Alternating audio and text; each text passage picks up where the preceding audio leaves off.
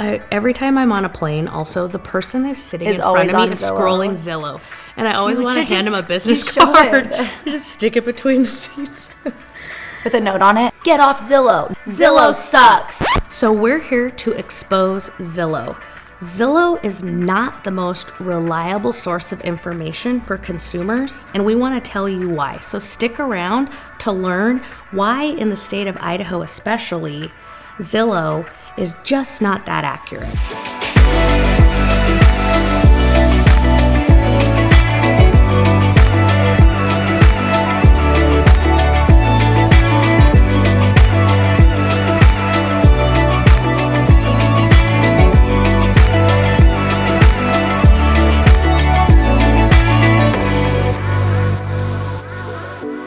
Welcome back. Thanks for tuning in again with us this week. As always, please like, subscribe, comment, turn on notifications. You never miss a thing. And we're just going to get right into it. Yes. So Zillow, we're cracking Zillow today. A couple different things that we want to go through. But I think one of the biggest one for us in Idaho is that your Zestimate is not accurate. So Zillow does their data about how much you could get for your home if you sell it. In Idaho, we are a non-disclosure state. So what that means is that the sale prices of any property do not legally have to be disclosed, or they're actually not able to be disclosed. Yeah, they're not public record. They're not public record. So what Zillow does is they get on with their little algorithm, price point machine, and they give you their Zestimate, but they have no idea what homes are being sold for in our area because Idaho does not disclose that information. And we are only one of 13 states that do that. So it could be a really high estimate, or it could be even very low. So you really don't have any idea when these iBuyers, these internet buyers, are coming to you wanting to buy your house because they have buyers for it. You don't really know if you're basically losing out on a bunch of money. Yeah. So really, really important to speak with a professional. Call your favorite agent, and we would love to talk to you about how much your home is actually worth so that you're not leaving any money out there for no one, really. Yeah. Well, really, when you leave money on the table, the only person it benefits is the person who buys the property, because they're going to turn it around and sell it and recoup that money that you left on the table. So, yeah, like Sammy said, Zillow, the Zestimate is not accurate in Idaho. The other issue that we wanted to talk to you about in terms of the consumer relationship with Zillow is the fact that we feel like Zillow kind of tricks people a little bit. So, when you're looking on Zillow, you're scrolling through, you open up a property, and you look up in the top right corner and you see it says, contact this agent for more info on that property. Well, that agent actually isn't the listing agent, and the person who knows the most about that property is the listing agent. That person that you see up in that right-hand corner is the highest bidder for your attention. Some agents spend tens of thousands of dollars a month to buy market share on Zillow, and that allows them to come up as like one of 3 agents that, circles through each time you pull up a property as the agent who knows the most about the property. And unfortunately, that's not true. So if you've ever contacted an agent over Zillow at the recommendation of Zillow, and they've answered the phone and they're like kind of confused about, hey, I'm calling about your listing on 123 Banana Street, and they're like, hold on, let me open that up, let me look it up. They're scrambling to get on the MLS to find that property because they don't know anything about it. So they are just paying to get you as a lead. So know that you can get the most accurate information by scrolling down in that Zillow profile, and you'll see this listing is represented by agent XYZ at brokerage XYZ. So just know that you are not necessarily getting the person with the most information on that property. And the other thing too is now you become a lead for that agent, and they spend so much money that they're going to do everything they can to convert you as a lead to their client. So that means you get put into their CRM. That means you get get hassled by their buyer's agents. They send that lead off to their team, and those people are just calling all day long, trying to get you on the phone and trying to get in front of you. So if you don't want to be spammed by anyone, don't call that listing agent up in the top right corner. Yeah. They're not the person with the most information. The other thing too is that if you're working as a buyer's agent, I know a lot of people have the desire to have their own representation, like a buyer's agent, and not work with the listing agent. Some people do try and work with the listing agent because they think they can get a deal. That's not necessarily true. Many listing agents collect full commissions on both sides when you work with them. And when you work with the listing agent, you don't necessarily have the best representation, because now the listing agent, well, first and foremost, has their representation agreement with the seller, but when they also try and represent the buyer, they become incredibly neutral. They cannot share information, and then the clients, the buyers and the sellers, almost end up having to make decisions about the transaction and negotiations based on very little information, because the agent cannot share both sides of the deal. They can't share with the buyer what the seller's thinking, and they can't share with the seller what the buyer's budget is. So it does limit your representation to work with just the listing agent. And if you already have an agent you're working with, do not call the agent that's represented or that's shown up at the top. Call your agent. Yes, because it gets confusing, and they think you're a lead, and they want to start pursuing you, and it can get kind of uncomfortable, because it's like, well, should we tell them that we're already working with an agent? We don't want to waste their time, but they've already reached out. So it can create a lot of confusion and headache by kind of having all of these names all over Zillow. And kind of for everyone involved. Like I like to believe that most of us in this business do try to have like our clients' best interest, and like I always ask, like, if someone reaches out to me, like, oh, are you already working with an agent? Because we also as professionals don't want to try to like slimily like sweep people's clients, right? Yes, so it's absolutely. like if someone's working with Lindsay and they call me and I'm like, well, do you have an agent already? I'm not trying to poach her client. I just want to make sure that everyone gets the help that we can offer them, right? So it's just almost like a game of telephone, where it's like, oh, well, are you working with somebody? Because, we want to make sure that everyone's taken care of, but I also don't want to be that person that steals people's clients, because that's not cool. Yes. And we know that agents who spend a lot of money on leads feel like they've got to cling to that lead to the death. Because if I've spent tens of thousands of dollars a month, I'm not just going to let someone go really easily. So, but by the way, I am not an agent who does a lot of Zillow support. I have a profile on Zillow, but I tend to believe that I don't want to pay my competition, which is Zillow, especially now that they're iBuyers. Well, they're in and out of the game. We'll explain that in just a second. Yes. But as an agent, I feel like if I'm going to spend that amount of money, I want to spend it on my existing clients, and the people that I know and the community that I work in. These leads that come in through Zillow can be very cold, and a lot of people are just looking. And so it's a lot of time and effort spent on someone that we don't have relationships with or any sort of warm connection with. And it takes away from the clients that we do connect with and the people that we do want to spend time with helping. Well, and it's like that stat you said, what was it, 5 million properties a year are sold essentially in the United States.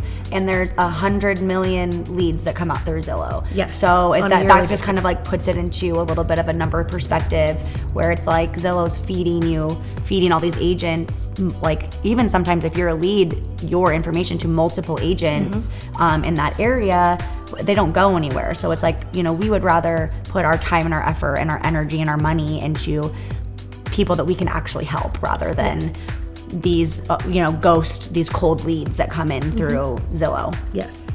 And most of the Zillow leads are already working with agents. So it becomes then a game of, can I convince you to work with me over this person that you might already have a working relationship with? And that just doesn't feel good. You don't like it. Yeah. So Sammy mentioned the iBuyer thing with Zillow, and a little background on that. The iBuyer is like an investment-minded buyer or an institutional buyer, and what the goal is they're that buyer that says, we will buy your home for cash, quick, in any condition, and we will make it quick and painless. We're not going to hem and haw on inspection items. We just want to give you a price for your house, and if you'll take it, we'll give you the cash and you can run with the money. So Zillow got into this big time over the last few years, but at the end of last year, they actually put the kibosh on their iBuying system because they had so much in inventory and they were paying such a premium for things that they were actually losing hundreds of millions of dollars from their iBuying program. So Zillow put the kibosh on that. Well, just this last week, they bought a company called Open Door. And the funny thing about Open Door is they settled a lawsuit. They are in hot water themselves. And what happened was this company, Open Door, was being deceptive with the consumer and telling them, hey, your property is worth X on the open market, so we'll give you X. Well, the problem is that they were lying and they were using fake algorithms and fake data to show sellers what their properties were worth.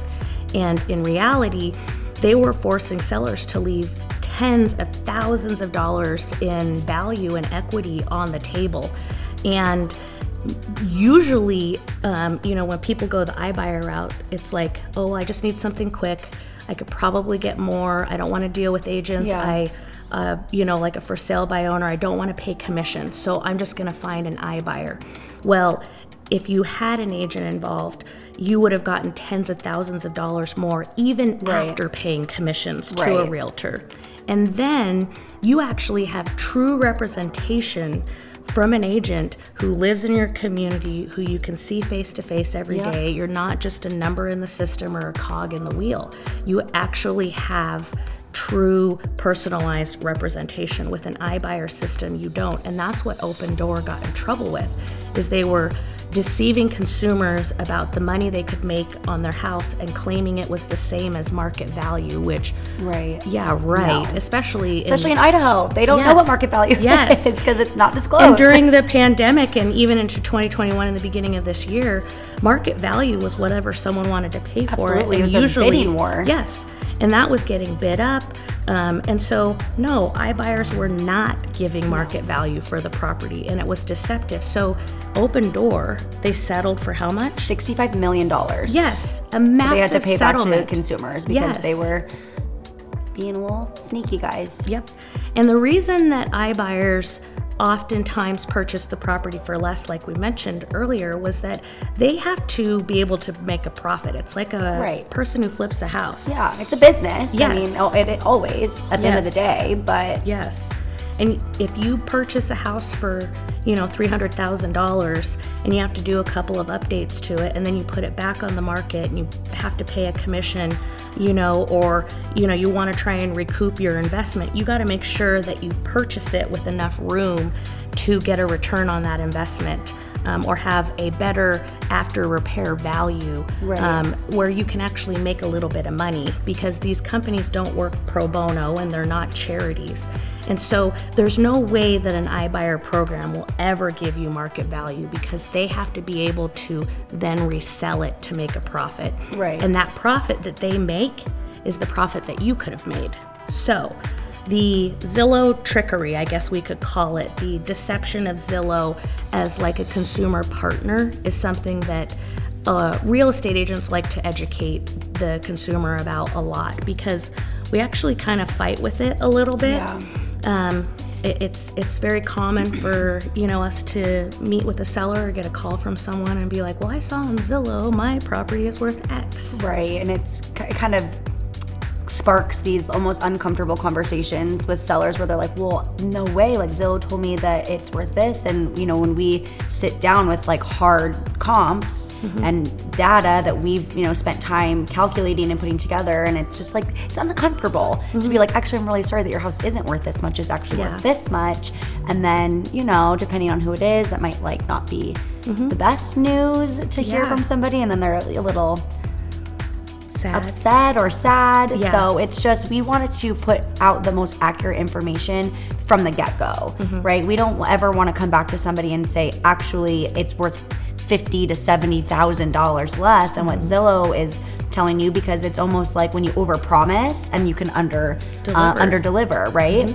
And nobody wants that. We don't want that. No, it definitely is always a sucky position to be in, to be the bearer of we want to news. give you the best news on either side, right? Possible. It's but like the most realistic too. Absolutely, yeah. So it's like when you come in with that unrealistic expectation of something, and especially with something as intimate as money, right? And like the biggest purchase essentially that you make in your life, you know, we always want to be the most realistic and have the best outcome for you as a buyer or a seller without having to backtrack from like an initial, I can get this much sort of a thing, you know? And I think a lot of people make plans based on that number too that they see online, and then when that number isn't actual reality, and especially in this market where we're shifting so rapidly, those numbers become even more inaccurate. Right. And it's just so important to touch base with agents like us who do this every day. We talk about values every day. We negotiate every day. We list and sell properties every day. And so it's important to talk with a local expert who actually works in this line of business and who actually does this work to make sure that you have, as the consumer, whether you're a seller or a buyer, the right expectation about market values, and to understand kind of the pitfalls of some of these websites that are out there. Unfortunately, they're a great resource. Trust me, I won't, in terms of access to the inventory for the consumer, they're great resources, and we can't necessarily fight Zillow on its platform. It's very user friendly and it has all of the information, most of the information, but in terms of representation and valuation and guidance and making sure that you're getting the biggest bang for your buck, it's always important to call, email, text us. We'll be happy to clear things up for you. Absolutely. So hopefully we don't get our Zillow profile shut down by exposing Zillow. They've tapped into us. Yes, we're dead. But we hope that you guys learned a little bit of information here about the consumer side of Zillow and some of the things that you guys aren't necessarily exposed to or aware of. And again, we're always a resource. We're happy to take your calls or texts. We have these conversations all the time, and we know this information like the back of our hands. So we appreciate you joining us. As always, stay tuned. Next week, we have more content coming at you, and we appreciate you being here with us always. Bye. I love it. Yeah.